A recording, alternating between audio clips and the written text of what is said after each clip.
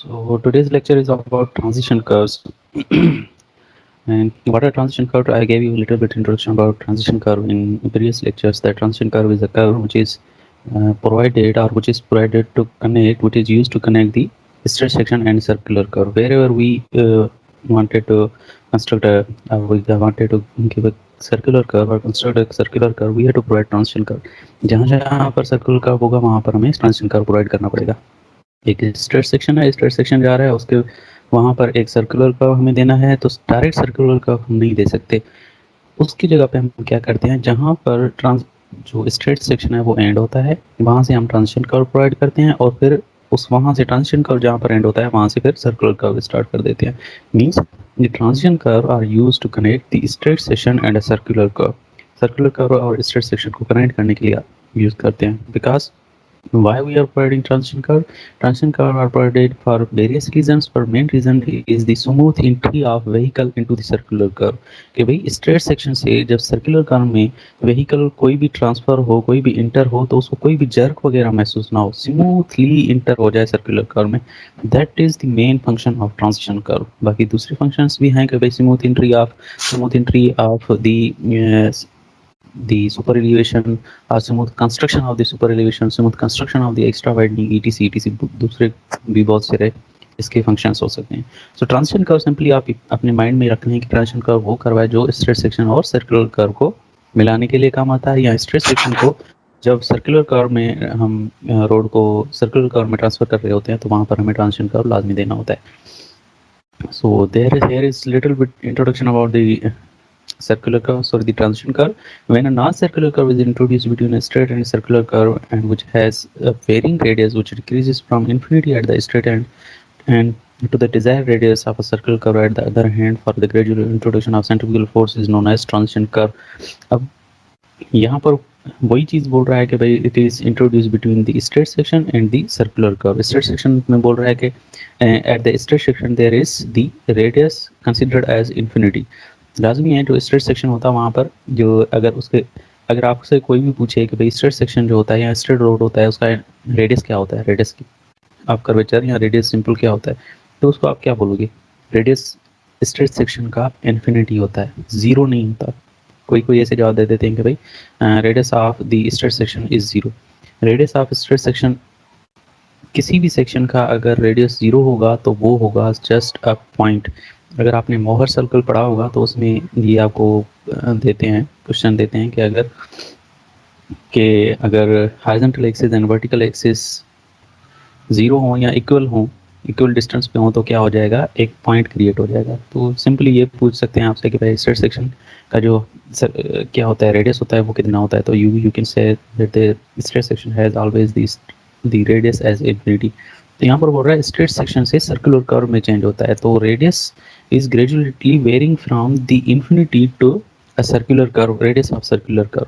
Straight section पे infinity radius होता है और सर्कुलर कर्व पे एक कांस्टेंट रेडियस होता है. फिर इसके बीच में जो ट्रांजिशन कर्व आता है उस ट्रांजिशन कर्व का रेडियस वेरिंगली होता है, वेरिंगली रेडियस होता है, एक कांस्टेंट रेडियस नहीं होता. एक कांस्टेंट रेडियस नहीं होता. मसलन यहाँ पर मैं आपको अगर शो करके दिखाऊं तो let me check it is working और नॉट. मसलन ये ट्रांजिशन कर्व है, ये जो यहाँ पर ये पर्टिकुलर पोर्शन है, ये ट्रांजिशन कर्व का पोर्शन है जो मैंने हाईलाइट किया है रेड पोर्शन से.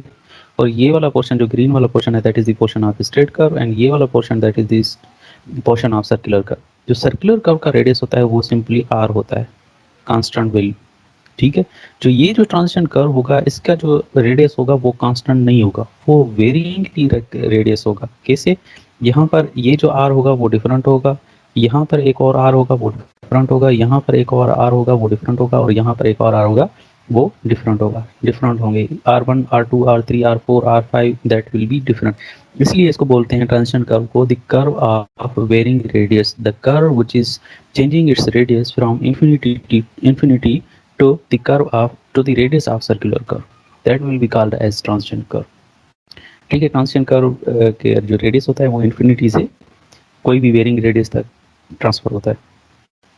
Okay, transition curve, these curve types are used to connect the curved and straight section of the highway. जैसे मैंने आपको बताया, they can also be used to easing change between the circular curve where the different in radius large, बिल्कुल जहाँ पर कहीं पर भी किसी दो सर्कुलर कर्व को कनेक्ट करना हो या स्ट्रेट सेक्शन और सर्कुलर कर्व को कनेक्ट करना हो, हमें ट्रांजिशन कर्व प्रोवाइड करना पड़ता है ताकि स्मूथ एंट्री ऑफ व्हीकल हो. It provides the path where radial force gradually increase और डिक्रीज व्हाइल एंटरिंग और लीविंग द सर्कुलर कर्व. दोनों साइड से हम प्रोवाइड करते हैं when you are entering into the circular curve and you are leaving into the circular curve.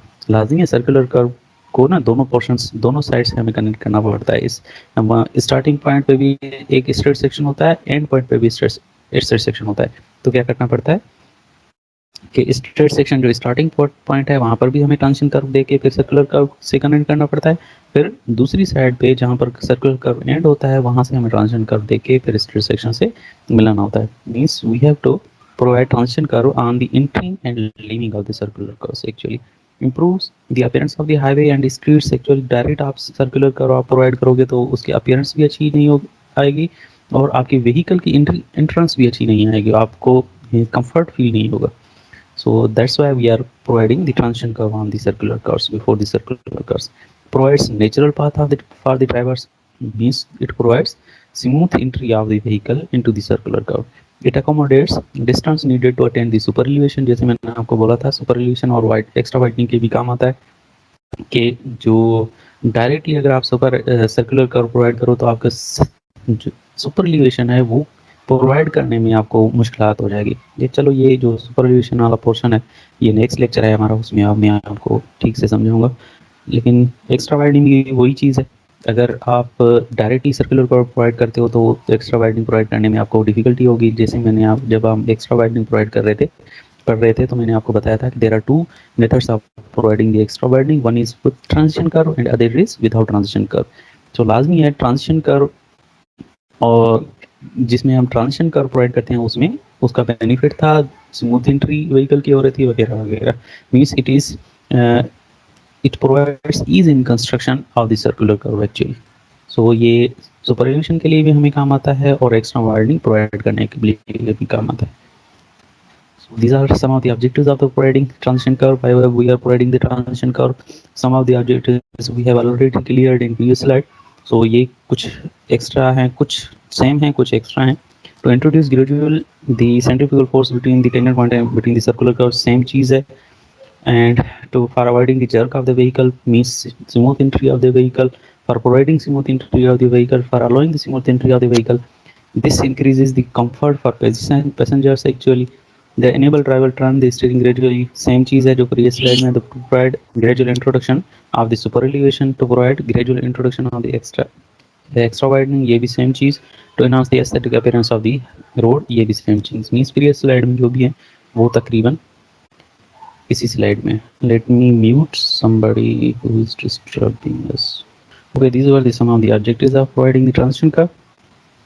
So now there are some of the types of transition curve. Transition curve जब भी हम provide करते हैं तो उसके तीन टाइप्स होते हैं, मेजर तीन टाइप्स होते हैं.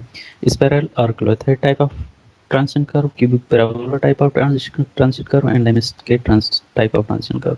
इनमें जो ideal type of transition curve है दैट इज द स्पाइरल और clothoid type of transition curve. ये क्यों अगर हम बोलें कि भाई ये क्यों ideal type of transition curve है कि हम इसको ये बोल सकते हैं कि that is ideal type of transition curve because it is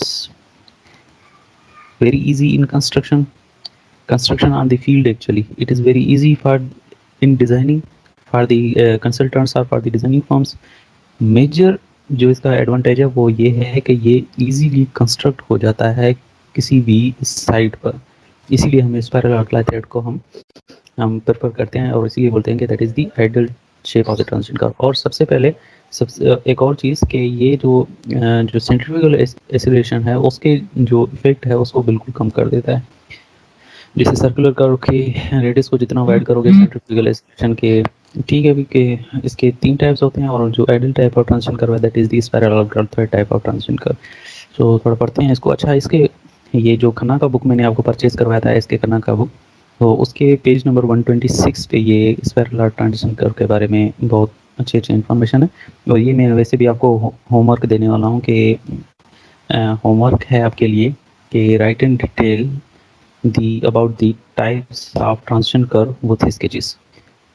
यहाँ define all types of transition curves with sketches. Define all types of transition curves with sketches.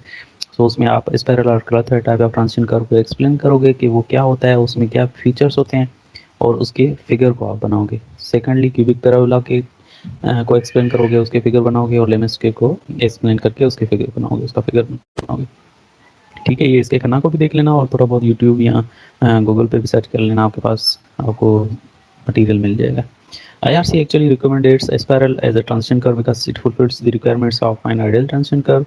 That is, rate of change of centrifugal acceleration is consistent actually. Centrifugal acceleration के बारे में मैंने बच्चे से बताया था कि वो बिल्कुल इजीली उसको काउंटरएक्ट कर लेता है the spiral outward third type of transition curve. Radius of transition curve is infinity at the straight edge and changes are at the circular at the curve point, which means the length of spiral is inversely proportional to the radius of the circular curve. And calculation in the field implementation is very easy. जैसे मैंने आपको बोला कि calculation उसकी and field implementation means field construction is very easy. So these are the sketches of figures of different types of spiral curve, different types of the transition curve. ये Bernoulli Lemaitre का curve है. इसमें ज़्यादातर जो difference है that is the reflection angle है, उसका difference होता है ज़्यादातर. आप जब आप पढ़ोगे इसका, जब आप नोट्स बना रहे होगे, कल जब आप होमवर्क सबमिट करोगे, तो उसमें आप ज़्यादातर आप Bernoulli Lemaitre and the cubic parabola type of circular type of transition curve is the deflection angle actually. खैर, ये आप कल पढ़ के आना. Minimum length of a spiral curve. How much length should be provided for the construction of a spiral curve? भाई straight section है और उसको कनेक्ट करना है सर्कुलर कर्व से. तो स्ट्रेट सेक्शन और सर्कुलर कर्व के बीच में कितना लेंथ होना चाहिए?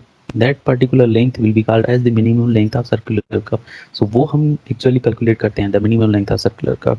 तो उसके कैलकुलेट करने के दो दो कंसिडरेशंस हैं. One consideration is centrifugal force consideration, other consideration is next consideration means aesthetic or etc consideration. So first consideration में the centrifugal force is considered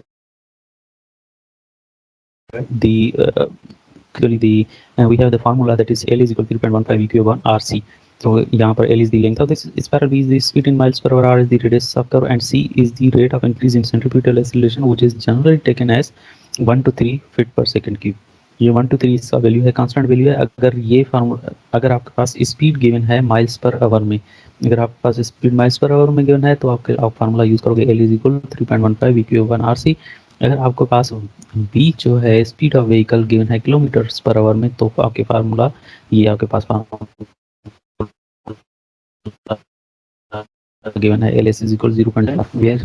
फिर आप C को फिर अलग से कैलकुलेट करते हो, C is equal 80/75 plus V. ये C का फार्मूला या LS का फार्मूला ये तकरीबन आपके जो MCQs होते हैं उसमें आते हैं. C का फार्मूला तो अक्सर आता है ये 80/75 प्लस V. खैर, अगर ये C का फार्मूला आपके पास गिवन ना हो या आपको याद ना हो, तो C की वैल्यू की रेंज जो है ना आपको याद होनी चाहिए. Their value range is between 0.5 and 0.8. तो 0.5 एंड 0.8 अगर आपको रेंज याद है, आपका फार्मूला नहीं है, तो आप कोई भी बीच वाला कोई भी वैल्यू अगर पुट कर देते हो, that will be also correct problem. So majority जो हम देख रहे हैं शुरू से लेकर जो प्रॉब्लम हम सॉल्व कर रहे हैं, उसमें मैंने आपको बोला था कि V in miles per hour पे ज़्यादा फोकस करें. अगर मैं प्रॉब्लम्स वगैरह दूंगा तो वो V in miles per hour पे दूंगा. लेकिन सिचुएशन दोनों आ सकते हैं. कहीं पर अगर आप कमीशन दे रहे हो या कोई भी एक्स्ट्रा एग्जाम दे रहे हो, तो उसमें आपके पास दोनों फार्मूलाज होने चाहिए और दोनों रिमेंबर होने चाहिए. So when the centrifugal force is considered, we use this particular formula. इसको छोड़ें. When the appearance of a highway is considered, we use this formula. अगर appearance of a highway consider करते हैं, तो फिर हमें दो और फार्मूले चाहिए होते हैं. Minimum length of spiral when appearance is considered and maximum length of spiral when appearance is considered. So minimum length of spiral के लिए मिनिमम लेंथ ऑफ स्पाइरल के लिए हमारे पास फार्मूला है L is equal to 24 rho minimum R whole power 1/2 या under root 24 rho minimum R. इसको किसी भी तरीके से आप लिख सकते हो. सो रो मिनिमम का वैल्यू कांस्टेंट होता है. यहाँ पर rho minimum is 0.66 feet. Actually rho minimum का वैल्यू जो है वो कांस्टेंट होता है. अगर हम मैक्सिमम लेंथ ऑफ स्पाइरल की बात करें, तो उसका भी फार्मूला सेम है, एल इज वहाँ पर जो रो मैक्स है उसका सिर्फ वैल्यू चेंज है। यहाँ पर रो मिनिमम का वैल्यू है 0.66 और रो मैक्स का वैल्यू जो होगा that will be this 3.3 feet. Rho minimum और रो मैक्स सिर्फ और सिर्फ एल मैक्स और एल मिनिमम और एल मैक्स कैलकुलेट करने के लिए काम आते हैं। एल मिनिमम का फार्मूला हो जाएगा means minimum length of spiral का फार्मूला हो जाएगा √24 rho minimum R and maximum length of spiral का फार्मूला हो जाएगा L max is equal 24 rho max R under root में। सिर्फ और सिर्फ आपको rho max and rho minimum का फार्मूला की वैल्यूज याद होने चाहिए 0.66 एंड 3.3 फीट एक्चुअली। अच्छा ये प्रॉब्लम हमने छोड़ दिया था जो इससे रिलेटेड है। when the centrifugal force is considered L is equal to 3.15 VQ upon RC, so यहाँ पर बोल रहा है V is 50 miles per RC is something and R is 9 to 9 etc calculate minimum length of spiral, simply आप values put करोगे आपके पास इसका answer आ जाएगा। so this we have covered कि भाई minimum length of spiral consideration हो तो कैसे कौन सा फार्मूला यूज़ करेंगे and the maximum length of spiral अगर हो तो उसमें हम कौन सा फार्मूला यूज़ करेंगे, we will use this formula. So हम एक्चुअली तीनों कंसिडरेशंस यूज़ करेंगे when the centrifugal force is considered, when the minimum length of spiral considered and when the maximum length of spiral is considered. So इनमें से जो भी maximum value आएगा that we will consider as a minimum length of spiral और the length of spiral simply. ठीक है, so these are some of the your answers actually previous batch answers that what can be done to improve the safety of a horizontal curve। Horizontal curve के safety को improve करने के लिए हमें क्या क्या चीज़ें करनी चाहिए, ये कुछ आंसर्स हैं जो प्रीवियस पेजेस ने दिए थे कि भाई for example first of all उन्होंने आंसर दिया था कि भाई मेक इट लेस शार्प। जो लेस शार्प का मतलब है उसके आप जो सर्कुलर कर्व है उसको आप इंक्रीज कर दो, कर्व को इंक्रीज कर दो, उसको वाइडन कर दो। अगर आप कर्व को वाइडन कर दोगे, हॉरिजॉन्टल कर्व को वाइडन कर दोगे तो वो उसके सेफ्टी के चांसेस इंप्रूव हो जाएंगे, एक्सीडेंट के चांसेस बिल्कुल रिड्यूस हो जाएंगे। सेकंड पॉइंट उन्होंने बोला था कि widen lens and shoulders on the curve means extra widening provide कर दें। अगर हॉरिजॉन्टल कर्व पे आप एक्स्ट्रा वाइडनिंग प्रोवाइड करते हो तो क्या हो जाएगा, उसकी सेफ्टी इंक्रीज हो जाएगी। एड स्पायरल ट्रांजिशन स्पायरल्स जो हैं ट्रांजिशन कर्व्स हैं वो प्रोवाइड करें ताकि उसकी सेफ्टी इंप्रूव हो। Increase the super elevation rate, increase the super elevation on the sharp curve. Actually ये इंक्रीज सुपर एलिवेशन बोल रहा है शार्प कर्व पे। शार्प कर्व पे आप जितनी सुपर एलिवेशन इंक्रीज करोगे उतना आपका सेफ्टी फीचर हो जाएगा, सेफ रहेंगे आप। लेकिन जो लार्ज कर्व्स हैं वहां पर सुपर एलिवेशन आप कम तो व्हीकल टिल्ट हो सकते हैं। Increase the clear zone provide, ठीक है। assure adequate surface drainage okay is in downgrade curves। इसके ग्रेड पे तो वो that will also create a safety downgrade curves। Actually downward grade की बात कर रहा है तो वर्टिकल कर्व्स की बात कर रहा है। यहाँ किसी भी कोई पुल वगैरह है वहाँ पर सर्कुलर ग्रेड की डाउनवर्ड ग्रेड में जब आप आ रहे हो तो वहाँ पर स्किड रेजिस्टेंस अगर प्रोवाइड करते हैं उसकी वैल्यू इंक्रीज करते हैं, रफ सरफेस क्रिएट करते हैं वहाँ पर तो that will also create a safety feature और safety on horizontal curve. Okay, some of your answers में some of the also the previous batches answer that is decrease the posted speed। अगर horizontal curve अगर sharp curve है तो वहाँ पर posted speed आप limited कर दो, मतलब कि जो भी गाड़ियाँ इंटर हों वो लिमिटेड स्पीड पे इंटर हों तो हो सकता है वहाँ पर सेफ्टी बढ़ जाए। बिगर और better science, okay. Guard rail आप प्रोवाइड कर दो। गार्ड रेल के भी डिफरेंट टाइप्स हैं। अगर गार्ड रेल ऐसा आप प्रोवाइड करते हो कि कोई भी व्हीकल अगर वहाँ पर टच करे या वहाँ पर टकराए तो वो वापस अपने लेन पर आ जाए तो वो तो और भी बेटर हो जाएगा। आजकल वो गार्ड रेल्स बन रहे हैं ना जो सर्कुलर होते हैं, जैसे ही व्हीकल उन पर टच करता है तो वो सर्कुलर मोशन में मूव करते हैं और उस व्हीकल की डायरेक्शन को चेंज कर देते हैं, वापस वो अपने रोड पे आ जाते हैं। तो इस टाइप ऑफ गार्ड रेल अगर हम प्रोवाइड करेंगे तो that will be better lane markers, side distance provide करेंगे, sufficient side distance and decrease the radius of the circular curve. Radius of the circular curve को डिक्रीज करोगे तो वो जो सर्कुलर कर्व है वो वाइडन हो जाएगा, वाइड सर्कुलर कर्व बन जाएगा। These were some of your answers for creating the safety on the horizontal curve। horizontal curve पे सेफ्टी हम कैसे प्रोवाइड कर सकते हैं, कैसे दे सकते हैं। Okay, little bit about the shift of the transition curve. Shift of the transition curve का मतलब है कि भाई ट्रांजिशन कर्व में जो हम रेडियस शिफ्ट कर रहे होते हैं वो कितने डिस्टेंस पे शिफ्ट करें। ट्रांजिशन कर्व में रेडियस जो हम शिफ्ट कर रहे होते हैं, for example this is the transition curve. मैंने आपको बताया था कि transition curve is the curve of varying radius. ये एक रेडियस हो गया, ये दूसरा रेडियस हो गया, ये तीसरा रेडियस हो गया फॉर एग्जांपल। चले ठीक है, इसमें सिर्फ और सिर्फ 3 रेडियस प्रोवाइड करते हैं। तो this is the curve of varying radius. यहाँ से लेकर यहाँ तक रेडियस, यहाँ से लेकर यहाँ तक अलग रेडियस, यहाँ से लेकर यहाँ तक अलग रेडियस। सो ये जो पर्टिकुलर डिस्टेंस है ना, वन रेडियस से लेकर दूसरे रेडियस तक का distance, that will be called as the shift of transition curve. कि भाई यहाँ तक से लेकर यहाँ तक एक और ट्रांजिशन कर्व है, यहाँ से लेकर यहाँ तक एक और ट्रांजिशन कर्व है, यहाँ से लेकर यहाँ तक एक और कर्व है। एक्चुअली ट्रांजिशन कर्व नहीं, कर्व बोल सकते हैं। तो that is called as the shift of curve. तो ये जो पर्टिकुलर शिफ्ट है वो कितना होना चाहिए, कितनी डिस्टेंस पे होना चाहिए, ये हम कैलकुलेट करते हैं वो this formula s is equal L S square upon 24 of r। L S square upon 24 of r। L S is the length of the spiral and r is the radius of the curve, actually radius of main curve. Length of spiral आप पहले calculate करते हो with previous formula जो हमने 3 consideration पढ़ी थी, दी centrifugal force consideration, उसके बाद दी minimum length of spiral consideration and maximum length of spiral consideration. उन 3 कंसीडरेशन से आप लेंथ ऑफ स्पाइरल कैलकुलेट करोगे और उसके बाद आप शिफ्ट ऑफ कर्व कैलकुलेट करोगे इजीली। ठीक है, ये दोनों आपको बोल सकता है कि भाई calculate the length of minimum length of the spiral and also the shift of the shift for the transition curve.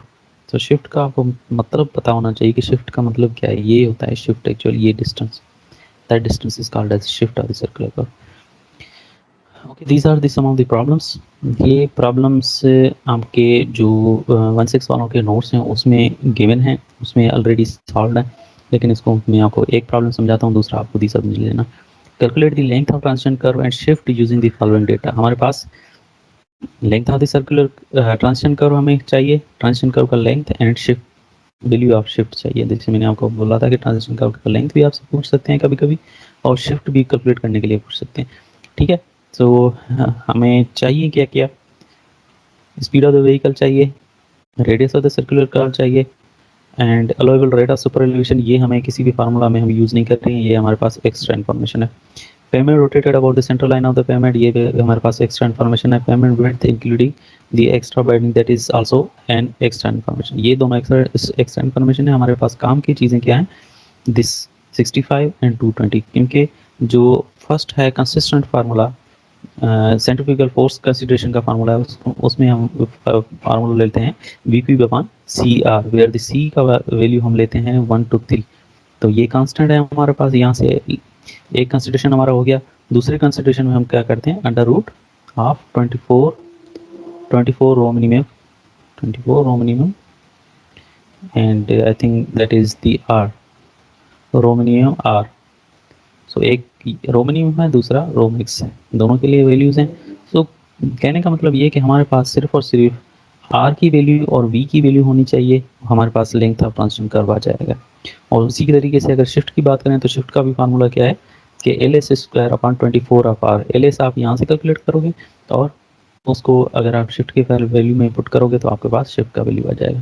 So you can easily calculate bye using the design speed and the radius of the circular curve. You can calculate the length of the circular curve also and the shift of the transition curve, length of the transition curve and shift of the transition curve.